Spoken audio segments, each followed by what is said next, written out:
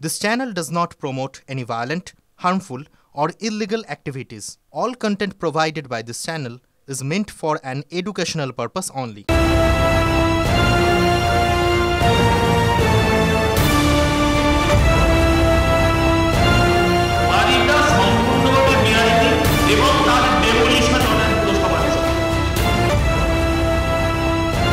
আপনাদের কোনো ভয় নেই? কোনো ভয় নেই, আমরা তো নিশ্চিন্তে রয়েছি।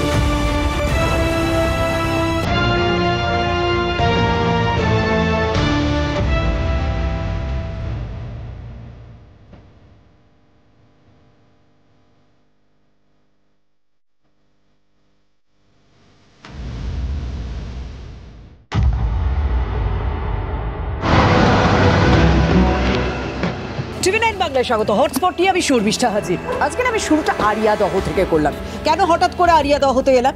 আমি যেদিন বাঘা যতীনের ওই হেলে পড়া বাড়ি যেভাবে ধূলিসাৎ হয়েছিল, যেভাবে ভেঙে পড়েছিল, সেদিন যখন ঘটনাস্থলে গিয়েছিলাম, এক ভদ্রলোক একটা বক্তব্য রেখেছিলেন যে দেখবেন যে এখন বাড়িটা ভেঙে পড়েছে তো এখন প্রচন্ড আলোচনা হবে। যদি আপনি 2 মাস পর আসেন এবং সেই 2 মাস পর এসে দেখবেন যে ডেকে সেই অবস্থা। আপনি এখন একটুখানি চুপচাপ, মানে এই হচ্ছে তো, আপনি 1 মাস পরে আসবেন, আমি দাঁড়িয়ে বলছি এই ব্যাপারে আর কোনো কিছু কথা হবে। আমার কথাটা কানে গেঁথে গেছে, আমার কথাটা মনে গেঁথে গেছে, তাই আমি আজ আরিয়াদহ থেকে এলাম, শুরু করছি। এই বাড়িটা দেখুন, আমি আর বলবো বাড়িটা দেখাতে। বাড়িটা চিনতে পারছেন? সেই দুধ সাদা বাড়ি, দুধের ব্যবসা থেকে প্রাসাদোপম এই বাড়ি, যে বাড়ি গত বছর জুলাই মাসে বিতর্ক তৈরি করেছিল, যে বাড়ি বেআইনি বলে কামারহাটি পুরসভা ঘোষণা করে দিয়েছে, সেই মদন মিত্র ঘনিষ্ঠ জয়ন্ত সিং এর বাড়ি। নোটিশ পর্যন্ত পড়েছে। এই ঘটনার পর 6 মাস কেটে গিয়েছে, যদিও এই নোটিশগুলোতে কোথাও ডেট সেভাবে আমি দেখতে পাচ্ছি না। 6 মাস হয়ে গিয়েছে, শুধুমাত্র নোটিশই পড়েছে। এই বাড়িটার যদি কোনো রকম পরিবর্তন বলেন, তাহলে আমি দেখতে পাচ্ছি বাড়িতে যে ক্যামেরাগুলো বসানো ছিল সেই ক্যামেরাগুলো খুলে নেওয়া হয়েছে, কিন্তু কোনো রকম স্টেপ কি নেওয়া হয়েছে না। ওই যে সেদিন মানুষ বক্তব্য রেখেছিলেন না, মানে ওই যে বাঘা যতীনের ভদ্রলোক বক্তব্য রাখলেন যে 2 দিন আলোচনা হবে, 2 মাস পর এসে দেখবেন সেই জেকে সেই অবস্থা, সেটাই অন্তত ঘটনাটা ঘটেছে। সেই জুলাই মাসে যখন আলোচনা হলো, সবকিছু হলো, পুরসভার লোকজন এলো, তারপর আর কিচ্ছু হলো না। না, কেউ কিচ্ছু হয়নি। মানে এই বাড়িটা বা এই জায়গাটার ভবিষ্যৎ কি সেটাও কেউ কিছু জানে না। এটাই হচ্ছে ব্যাপার, কারণ এই বাড়িটাকে অবৈধ ঘোষণা করা হয়েছিল। এই জায়গাটা দিলীপ মুখোপাধ্যায়ের নামে রয়েছে এবং সেই দিলীপ মুখোপাধ্যায়ের নামে কিভাবে জয়ন্ত সিং এই পেল্লাই বাড়ি তৈরি করে, তারপর জলের কানেকশন, লাইটের কানেকশন সমস্ত কি করে এসে যায়, এই সমস্ত প্রশ্ন কারা তুলেছিলেন জানে? কামারহাটি পুরসভার জনপ্রতিনিধি, তার চেয়ারম্যানই তিনি প্রশ্ন তুলেছিলেন। কিন্তু দেখুন, কোনো ব্যবস্থা কি নেওয়া হয়েছে? কোনো ব্যবস্থা নেওয়া হয়নি। এই জায়গাটা আগে একটা বাচ্চাদের খেলার জায়গা ছিল, আস্তে আস্তে ময়লা ফেলা হয়, তারপর এই প্রাসাদোপম বাড়ি দাঁড়িয়ে যায়। বেআইনি ঘোষণার পর 6 মাস কেটে গিয়েছে। ছবি আপনারা দেখুন। এখন লোকজন খুব একটা আসে না। না, এই বাড়ির ভেতর কয়েকটা গাড়ি ছিল, সেগুলো নিয়ে চলে গেছে। আর এই যে এই জিনিসগুলো মেলেছে সেগুলো কাদের? আপনাদের এখানকার লোকজনেরই? আচ্ছা, তাদেরই ওখানে মেলেছে। এমনি এই বাড়িতে লোকজন, মানে জয়ন্ত সিং এর পরিবারে কেউ জন আর আসে না। আচ্ছা,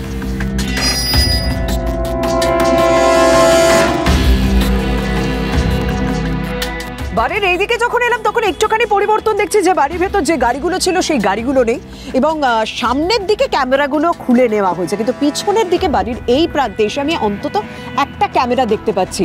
এলাকার মানুষও বলছেন যে না, এখন জয়ন্ত সিং এর পরিবারের কেউ আর এই বাড়িতে আসা যাওয়া করে না।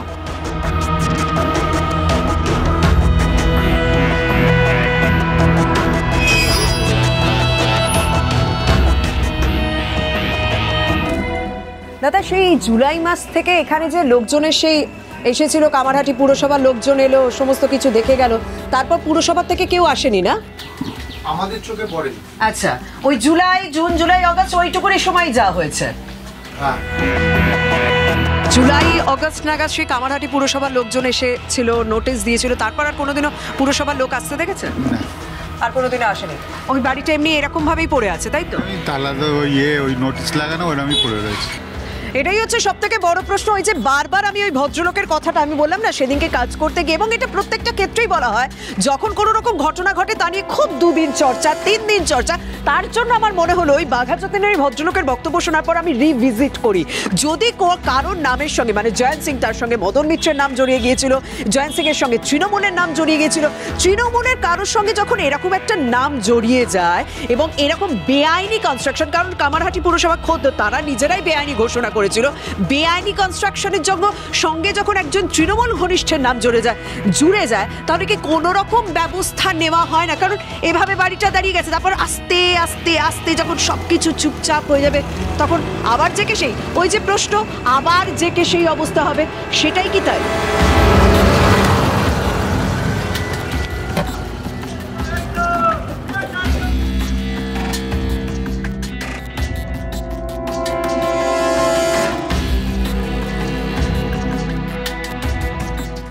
গোপালদা, আমি টিভি 9 বাংলা থেকে শর্মিষ্ঠা কথা বলছি। গোপালদা, আজকে গেছিলাম ওই 6 মাস হয়ে গেল জয়ন্ত সিং এর ওই বাড়িটা পুরসভার পক্ষ থেকে কোনো স্টেপ নেওয়া হলো, কিছু হলো? ওটা আমাদের যে আছে, আমাদের যে ইয়ে আছে আরে অ্যাসেসমেন্ট ডিপার্টমেন্টে, হ্যাঁ এখানে আছে, হ্যাঁ, ওটা এখন মামলা হয়ে বসে আছে আবার। ও মামলা হয়ে বসে আছে, কোন পক্ষ মামলা করেছে? মামলা করছে যাদের ওই জমিন, তাদের তো আমি পাচ্ছি না। দিলীপ মুখোপাধ্যায় যারা বাড়ি করেছে, যারা যে জমিতে, হ্যাঁ, তারা আবার মামলা করেছে, তাদের কাছে কাগজ আছে। ও তাদের কাছে কাগজ আছে, আপনাদেরকে কাগজ দেখিয়েছিল? এখনো দেখায়নি। আচ্ছা, আমরাও এবার এসে কোর্টকে জানাচ্ছি। আচ্ছা, তাহলে এখন আপাতত ওই বিষয়টা মামলাতেই ঝুলে আছে। হ্যাঁ, মামলা ঝুলে আছে। ওকে, থ্যাংক ইউ দাদা, থ্যাংক ইউ। জয়ন্ত সিং এর বাড়ি নিয়ে আমি কথা বললাম কামারহাটি পুরসভার চেয়ারম্যানের সঙ্গে। তিনি বলছেন যে বিষয়টা এখনো মামলা মোকদ্দমাতে ঝুলে রয়েছে। দিলীপ মুখোপাধ্যায়ের জমিতে বাড়ি, সেই দিলীপ মুখোপাধ্যায়কে পুরসভার পক্ষ থেকে খুঁজে পাওয়া যায়নি, কিন্তু জয়ন্ত সিং এর পরিবারের তরফ থেকে নাকি দাবি করা হয়েছে তাদের কাছে কাগজ রয়েছে। তাই এখন বিষয়টা মামলা মোকদ্দমায় ঝুলে রয়েছে বলে চেয়ারম্যান তিনি জানাচ্ছেন, এবং অ্যাসেসমেন্ট ডিপার্টমেন্টে রয়েছে। যাই হোক, আমাদের অন্তত নজর হয়েছে, চর্চা হয়েছে, সমস্ত বিতর্ক হয়েছে, অবৈধ বলে ঘোষণা করা হয়েছে। তারপর কবে কি ব্যবস্থা নেওয়া হয় সেদিকে অবশ্যই নজর থাকবে। দেখুন, যখন রিভিজিটের কথা বলছি তখন আমি আরো একটা প্রসঙ্গ আপনাদের সামনে তুলে ধরলাম। জয়ন্ত সিং তো গত বছরের জুলাইয়ে, কিন্তু গত বছরের ঠিক মার্চে যখন লোকসভা ভোটের জোর কদমে প্রচার চলছে, সেই সময় গার্ডেন ব্রিজে হুড়মুড়িয়ে ভেঙে পড়লো বাড়ি, 13 জনের মৃত্যুর ঘটনা ঘটলো। তারপরে বেশ কিছু নিয়ম নীতিতে বদল করা হয়েছিল, বলা হয়েছিল যে ইঞ্জিনিয়াররা নাকি বিভিন্ন ওয়ার্ডে ওয়ার্ডে ঘুরে বেড়াবেন। কালকে যখন বাঘা যতীনের প্রসঙ্গে মেয়র এই কথা বলেন তখন এই প্রশ্নটাও করা হয়েছিল, তাহলে কি ইঞ্জিনিয়াররা ঘুরে বেড়াচ্ছিলেন না? তিনি বললেন যে হ্যাঁ, 15 দিন অন্তর অন্তর ওনারা ওয়ার্ডে ঘুরে বেড়ান, এবং সেই মাঝের যে 15 দিন গ্যাপ ছিল সেখানে এই বড় বিপর্যয়ের ঘটনা ঘটেছে।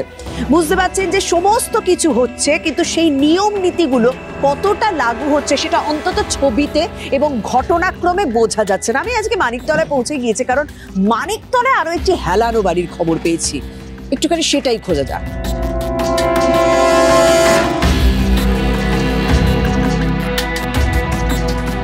মানিকতলার 46/C/29 এই বাড়িতে এসে আমি পৌঁছে গিয়েছি, এবং সেই বাড়ি রীতিমতো ভয়ানক দেখতে পাচ্ছি যে পুরো বাঁ দিকে হেলে রয়েছে, এবং বিষয়টা পুরোপুরি প্রত্যেকের জানা। কলকাতা পুর সংস্থার নির্দেশ মোতাবেক এখানে বিপজ্জনক বাড়ির ট্যাগও লাগানো রয়েছে, কিন্তু এই যে মানুষ কষ্ট করে ফ্ল্যাট কেনেন, ফ্ল্যাট কেনার পর তো এই অবস্থা তৈরি হয়, কিন্তু ওই যে কষ্ট করে ফ্ল্যাটটা কিনেছেন সেটা হঠাৎ করে কি করে রাতারাতি ছেড়ে চলে যাবেন?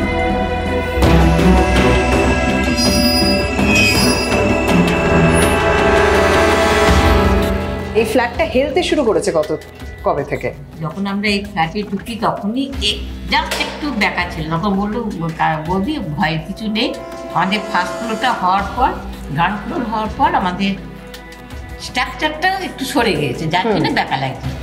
তারপর ভবিষ্যতে বোধহয় একটু বসেছে, কিন্তু পুরোটা নিয়ে বসেছে। খুব কষ্ট করে আমরা প্রত্যেকটা মানুষ ফ্ল্যাট কিনি, সেই ফ্ল্যাট কেনার পর যখন দেখছেন যে আস্তে আস্তে হেলে যাচ্ছে, আর হেলেনি, যা হেলা তার উপরে বাঘা যতীনের ঘটনাটা শুনে ভয় লাগে না? বাঘা যতীনের ঘটনাটা হয়েছে ওরা লিফটিং করতে, আমাদেরকেও লিফটিং এর ইয়ে দিয়েছিল, আমার ভাই বলেছে দিদি তুমি লিফটিং করো না, করলে পরে তোমার তোমার যদি লিফটিং না করো 30 বছর থাকবে, লিফটিং না করলে 5 বছরে পেরিয়ে পড়ে যাবে লিফটিং করলে।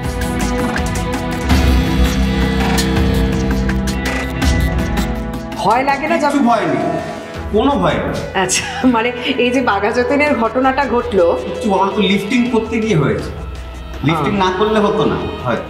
আচ্ছা, আপনারা লিফটিং করার প্রস্তাব দেওয়া হয়েছিল আপনাদেরকে? লিফটিং করার ব্যাপার নেই, লিফটিং করতে গেলে এত বড় বাড়ি প্রবলেম হতে পারে, তাতে যেটা হয়ে গেছে মাটিতে যেটা বসে গেছে, হ্যাঁ সেটা সেটেলমেন্ট হয়ে গেছে, এটা আর কিছু করার নেই। আপনাদের কোনো ভয় নেই? কোনো ভয় নেই, আমরা তো নিশ্চিন্তে রয়েছি।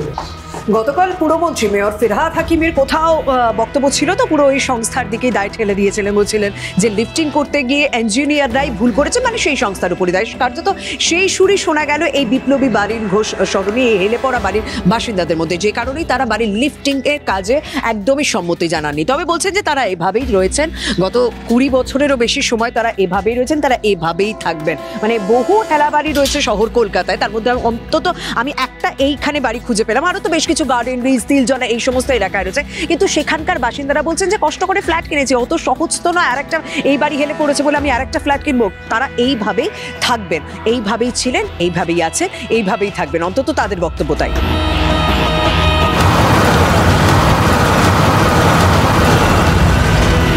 বাড়ি নিয়ে যখন কাজ করছি তখন সন্তোষপুর আজকের দিনে না এলে তো চলবে না, কারণ আরও একটি বাড়ি যা বিতর্কের কেন্দ্রে উঠে এসেছে এবং সেই বাড়ির সঙ্গেও তৃণমূলের নাম জড়িয়ে গেছে। তৃণমূল কাউন্সিলর অনন্যা বন্দ্যোপাধ্যায়, অনন্যা ব্যানার্জির বাড়ি সন্তোষপুরের এই হাতি বাড়ি এই মুহূর্তে ভীষণ চর্চায়, এবং সেই চর্চায় আনলেন কে? সজল ঘোষ, বিজেপি নেতা, বিজেপি কাউন্সিলর সজল ঘোষ।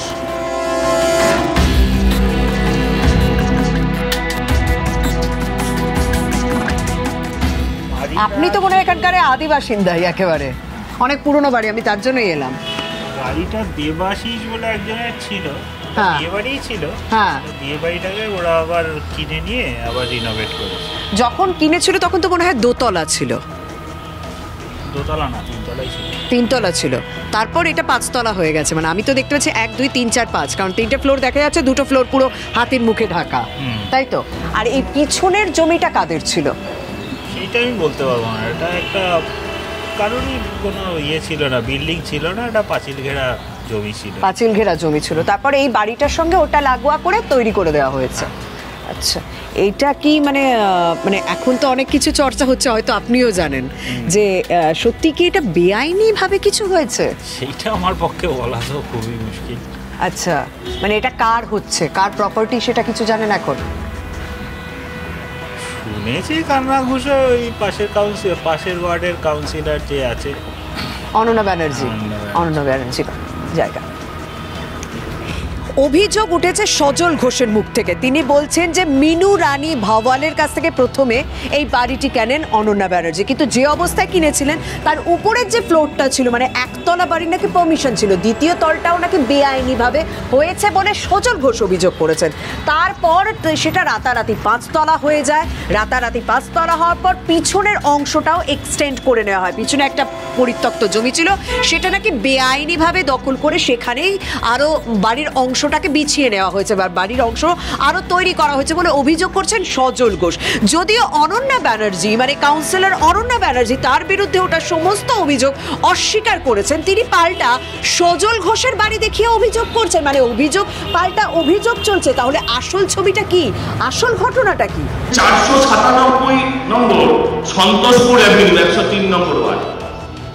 সম্ভবত আমি যদি ভুল না হয়, মেয়র সূত্রে দেখেন 32 লক্ষ টাকাতে রেগুলারাইজেশন করা হয়।